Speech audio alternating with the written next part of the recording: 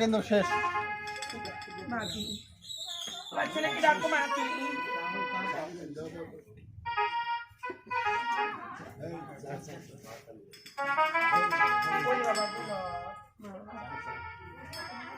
আজ মনে হয় দুটা তোমার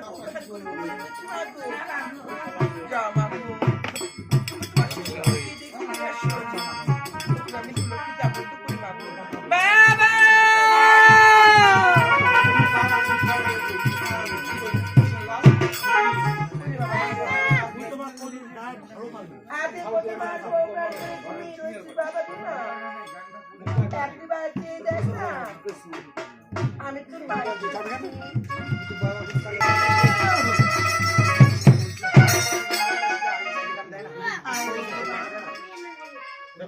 আজ তো তোমার কথা সত্যি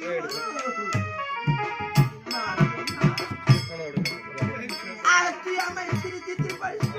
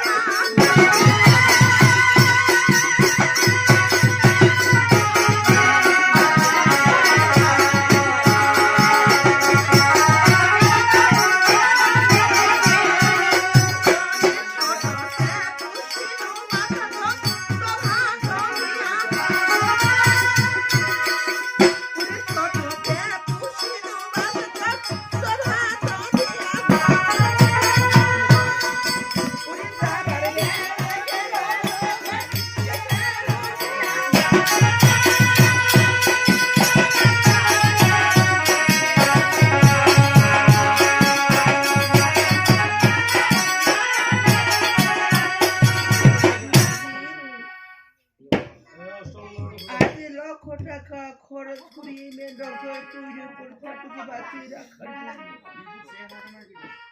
কিছু না বাঁচিয়ে রাখতে পারলাম না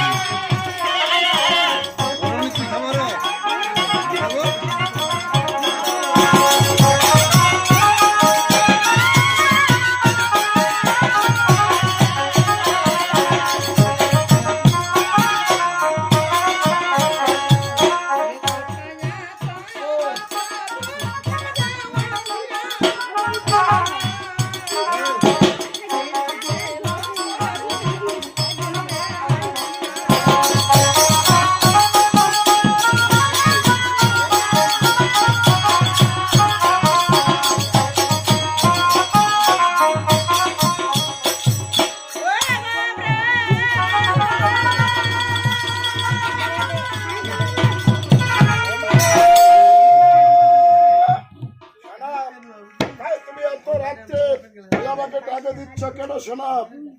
সোনা রে, আর এত রাত্রে কাঞ্চন নন্দর ঘরে কেন বা প্রবেশ করেছ সোনা? আসলে তোমার মুখে নাই লাস, ওরে পুত্র পুত্র রঙ্গিল্লা করছে তাহাকে দিয়েছিস পাস। বলো তুমি এত রাত্রে ওই কাঞ্চন নন্দর ঘরে কেন বা প্রবেশ করেছ সোনা?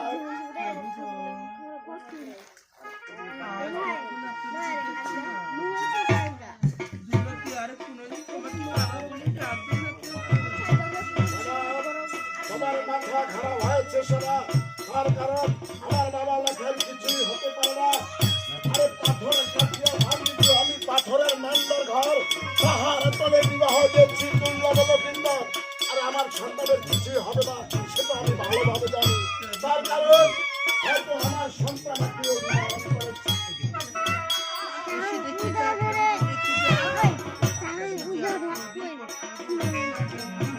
তাই অভিমান করেছে, তাই তুমি পাগলের মতো ছুটে এসেছো কাঞ্চন নন্দর ঘরে। ওই আমার সন্তান আমার উপরে কখনো অভিমান করে থাকতে পারবে না, তাই আমি এখনো যাচ্ছি ওই কাঞ্চন নন্দর ঘরে আমার বাবাকে জানাবো।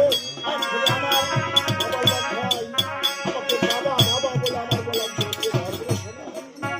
তাই যাচ্ছি ওরে বাবা লক্ষ্যে তুই কেন তোর ভাইয়ের উপরে অভিমান করে রাখছিস? তুই জানিস না ওই ঘরের মধ্যে একটি মাত্র